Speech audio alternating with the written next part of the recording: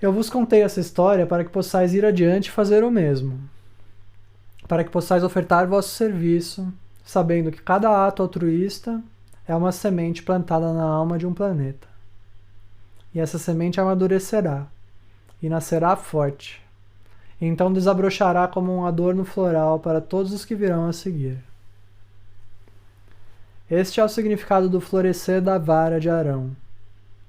Quando o homem e a mulher usam as energias do fogo sagrado, a vara do poder que flui do coração, no altar da espinha, no serviço e devoção ao próximo e a toda a humanidade, eles observam o florescer em seus próprios mundos das virtudes que eles plantaram e regaram, e que Deus multiplicou. É interessante esse ensinamento, né? A gente tem uma energia de poder, né, que é representada por essa vara, e que se essa energia, esse poder que nos é dado, for colocado a serviço do amor, né, do serviço ao próximo, da devoção, do altruísmo, que esse poder então desabrocha como uma flor, né? Ele ganha assim um atributo de delicadeza, de beleza. É um senso de equilíbrio também entre a ideia de poder divino e a ideia do amor divino, né? Isso a gente estudou também no nosso estudo sobre a chama trina, o estudo que a gente fez antes desse. E o Mestre Saint Germain ensinou a mesma coisa, né? Que o poder divino deve estar sempre equilibrado pelo amor, para que possa existir o maior bem possível para o maior número de pessoas, né? E tem uma canção popular brasileira, né, da Folia de Reis, que traz essa mesma ensinamento, né? De Jessé nasceu a vara, da vara nasceu a flor, né? E da flor nasceu Maria, de Maria o Salvador, né? Então é um ensinamento que está presente assim, no imaginário do povo simples do nosso país, né? Que seria comparável, né? Esse menininho pastor ali que vive uma vida simples, mas que tem um contato com o divino, né? Dentro do seu coração e traz sempre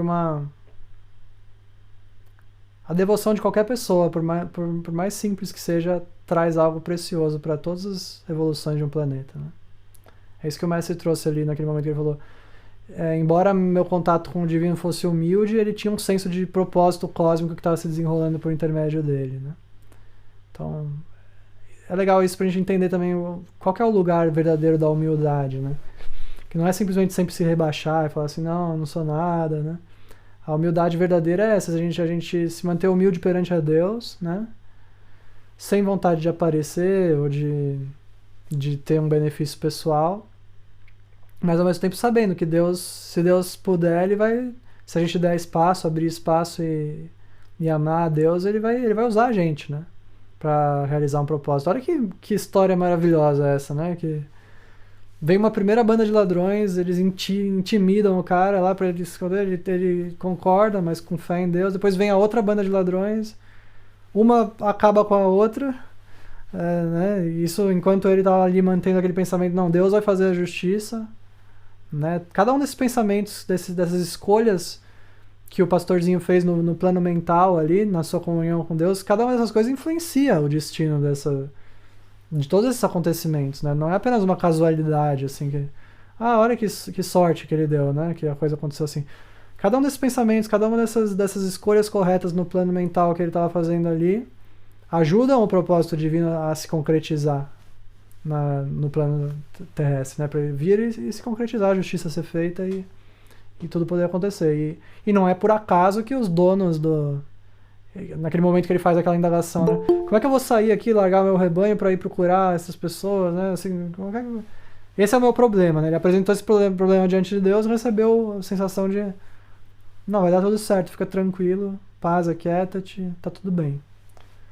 E aí ele ficou esperando, né? E aí no momento em que era o momento propício, ele não precisou fazer nada, né? Deus enviou aquelas pessoas, as pessoas exatas, na porta dele ali, né? No acampamento, no caso, né? Tava ao ar livre, não tinha porta, mas as pessoas chegaram ali para ele e ele teve a oportunidade de ser um instrumento do Senhor para para que aqueles bens pudessem retornar às devidas mãos, né? As mãos daqueles que realmente tinham direito àqueles bens, né? Então, assim, é uma história realmente maravilhosa, né? De como o propósito divino pode se expressar por nosso intermédio se nós estivermos humildes e dispostos, né? E todos que passam pelo mesmo caminho em que andais, né? Então ele fala assim, né? Que a gente deveria fazer a mesma coisa, né? Buscar realizar serviço altruísta ao próximo, amar os nossos irmãos, nossos semelhantes, ter fé em Deus e fazer o máximo que tiver ao nosso alcance para melhorar a vida dos nossos irmãos, né? E todos que passam pelo mesmo caminho em que andais, né? Conforme a gente faz isso, a gente estabelece um caminho, pavimenta um caminho, como o mestre também pavimentou. E nós deixamos então o registro do altruísmo em todos aqueles que passarem pelo mesmo caminho que nós andamos, onde nós deixamos o registro do altruísmo, serão igualmente impelidos a perpetuar a espiral que iniciastes. Então é aquela resposta que vem pros comerciantes, né? Ah, não, então se você quer ajudar o seu povo, né? Nós vamos ajudar você, então, a conseguir concretizar isso. Cavar o poço artesiano ali, né? Cuidar dos necessitados. Então é assim, uma pessoa inicia uma espiral, e aí todos aqueles que vêm depois, pelo poder do exemplo, ajudam essa espiral a se perpetuar e a se multiplicar e se expandir.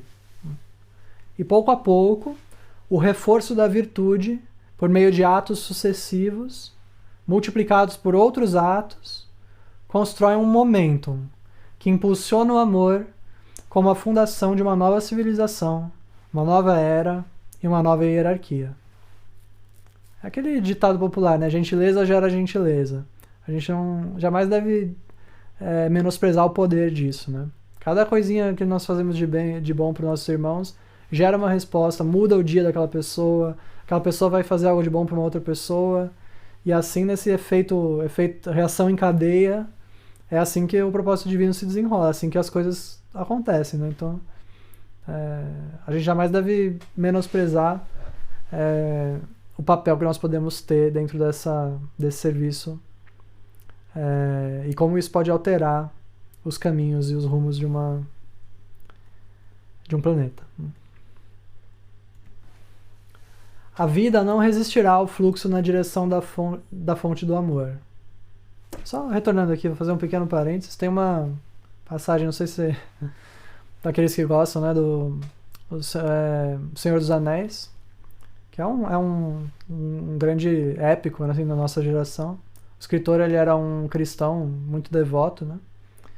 E tem uma passagem assim que eles estão falando sobre o mal, né? Sobre em escala assim planetária, tem o Senhor do Mal lá que eles estão combatendo.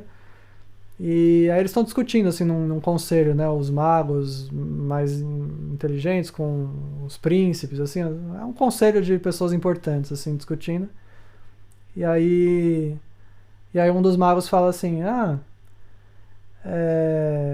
o Senhor do Mal ali, ele pensa que apenas um grande poder seria capaz de equilibrar o poder do mal, né? O poder dessas ações errôneas, né? Precisaria de um poder muito grande para conseguir fazer frente ao poder do mal, ao poder do anticristo, no caso, né? Mas o que eu vim a perceber, né? Esse mago, ele fala isso, né? É um mago que passeava assim pelos pequenos vilarejos, que interagia com vários povos diferentes e que estudava os costumes dos diferentes povos. E fazer o que eu acabei percebendo no meu percurso é que não são grandes poderes que mantêm o mal sob controle. São as pequenas gentilezas, os pequenos atos de amizade, os pequenos atos de altruísmo. São essas coisas que mantêm o equilíbrio da luz no mundo. Eu tô falando, assim, parafraseando, né, com palavras um pouco diferentes, mas é uma passagem muito bonita do livro, né? Se não me engano, tá no Hobbit, que é como se fosse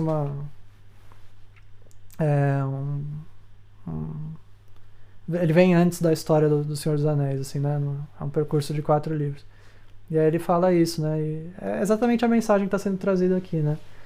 O poder, assim, de uma pequena gentileza, de um pequeno gesto de altruísmo, de amor, é algo, assim, que pode mudar os destinos de de milhões de pessoas e manter o mal sob controle, assim, né? Porque no momento que a gente recebe uma pequena gentileza, a gente vai lá e faz uma pequena gentileza, aquilo gera... Esse é o grande poder do amor, né? É um poder, assim, que não é uma...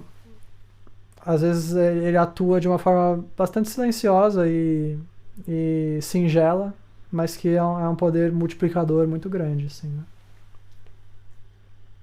E é isso que o mestre trouxe aqui, ó. Acontece um reforço da virtude por meio de atos sucessivos, né? Então, cada pequeno ato vai reforçando essa virtude, esse exemplo, e esses atos são multiplicados por outros atos e aquilo gera um efeito cumulativo que impulsiona a chegada de uma nova era, de um novo jeito de proceder, um novo jeito de interagir com os irmãos, mais amoroso, mais altruísta, né? E menos centrado em impulsos egoístas. A vida não resistirá ao fluxo na direção da grande fonte do amor, pois toda vida, pequena e grande, no próprio núcleo do ser, deseja se reunir com a chama do amor. Para colocar as vestes do Senhor, deveis em primeiro lugar vos livrar da resistência a este fluxo, a este amor, e então demonstrar em pequenos e grandes atos que a vossa fé é uma fé viva, uma fé de ações, que é realizada palavra por palavra, obra por obra. Então vereis a esperança da humanidade ganhar novo fervor, pois destes o exemplo. Então vereis como a caridade gera caridade, e como a comunidade do Espírito Santo é redesenhada a partir das flores chamejantes que se tornaram uma no lótus de 1000 pétalas da luz búdica. Eu voltarei a falar convosco a respeito da eternidade do amor. Lanello.